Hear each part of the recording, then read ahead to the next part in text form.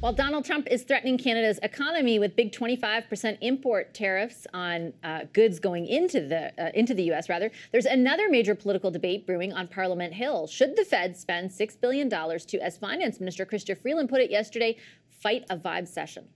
There is a disconnect between the real economic, the really positive economic news, the fact that the Canadian economy does appear set for a soft landing. That's good news. But Canadians aren't feeling it, and that is shaping their economic behavior in ways that are not great for the Canadian economy. People have been talking about a vibe session and how that is a challenge for the Canadian economy. The front bench is back to talk about this. Brian Gallant, Lisa Raitt, and Tom Mulcair. Brian, I'll start with you. Are the vibes going to land for the Liberals on this one? Interesting terminology used for sure. I think some of us had to look it up. Certainly I was one of them to sort of get a sense of what that even means. I mean, we discussed this last week. I think there are a lot of people that are struggling out there, and they have been for a while. I think there are some reasons as to why the political fortunes of the Liberals have been difficult for quite some time, but one of them is, without a doubt, the affordability challenges that Canadians are facing. So I think on the positive, when it comes to the politics of this, the Liberal government will at least be able to have a message of trying to address affordability with something very direct, something that goes right to people's pockets that need help. The idea that it has a lasting impact on the political front would sort of surprise me. And again, sort of the holiday will be nice. It will help people feel a little bit better in the short term, but in the long term, it really doesn't go to the fundamentals that people are worried about. And $250 will help a lot of people, there's no question. But also, if you don't kind of plug the holes, the water is still going to keep coming in. And I think if people don't see some of the bigger stuff in their lives go in the right direction, they're really not going to give them a lot of political benefit for very long. I think my impression is, Lisa, and you guys will all know this, operating in the political space, I think they hope this is the beginning of a longer term impact around trying to resonate with people who do have a six-figure salary, let's say, making 120 grand a year, but can't afford anything, can't buy a house. There's this huge swath of people, particularly younger people, they've lost to the Conservatives, right?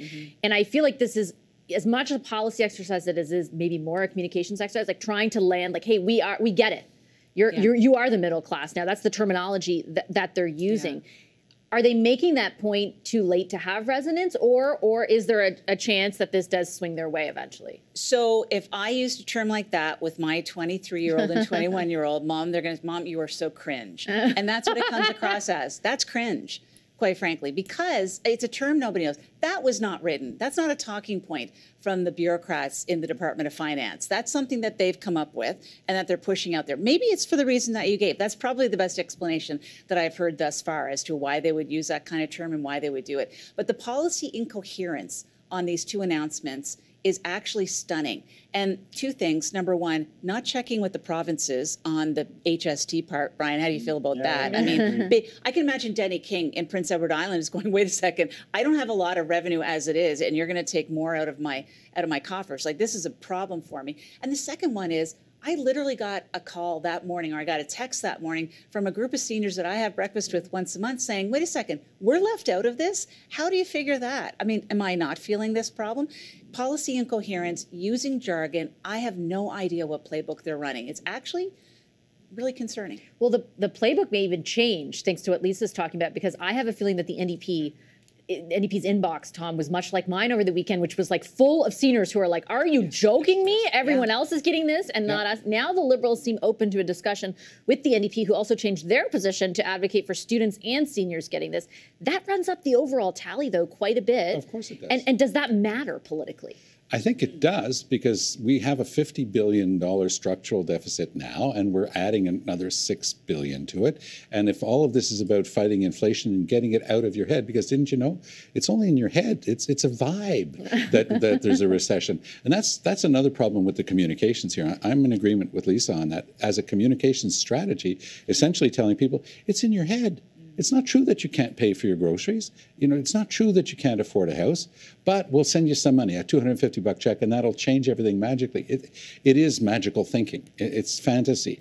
And I think that that's what happens when you're really at the end of your term and you've run out of stuff and nobody believes that you've actually gotten it done. And they're tired of hearing you say that you're going to continue doing what you're doing because they're trying to make you understand that it hasn't worked.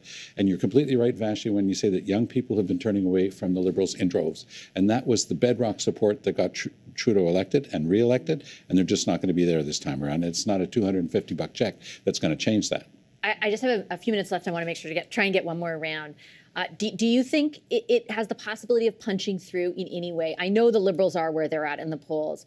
I would say only I can't remember the last time like people on a weekend who don't care about politics were like, oh, what do you think about this GST thing? And not to say they were like, oh, it's good, but they were talking about it at least.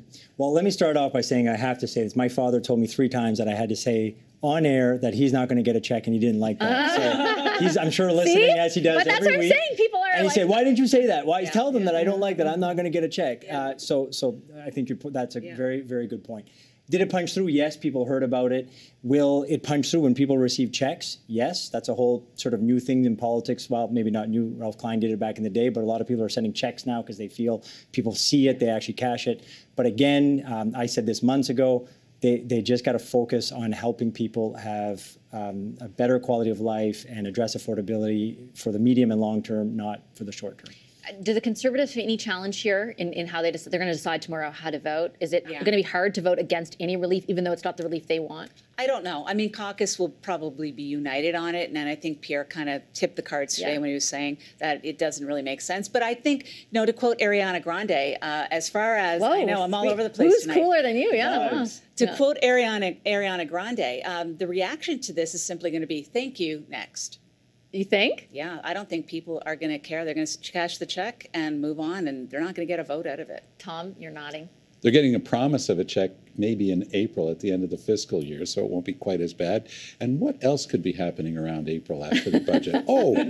So the timing of these things can be a lot of fun to observe. I don't think it's going to have a determining effect on the outcome of the election. The Liberals are at least showing signs of life. They exist. They're doing something. So Liberal, supporters and militants are going to be saying, "No, at least we're there. We're in the picture."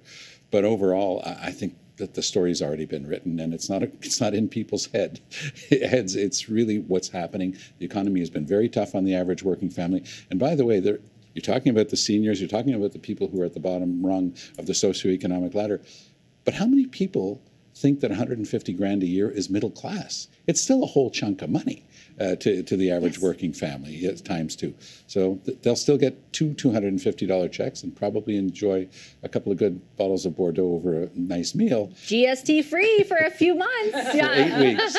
But if you own the small restaurant, you've got to pay $500 to have your everything reprogrammed once and then reprogrammed again. Total waste of money and time. Okay, well, this was not either a waste of time or money, though I didn't send you any. But thank you very much for making the time, everyone. I appreciate it. So nice to have you in studio.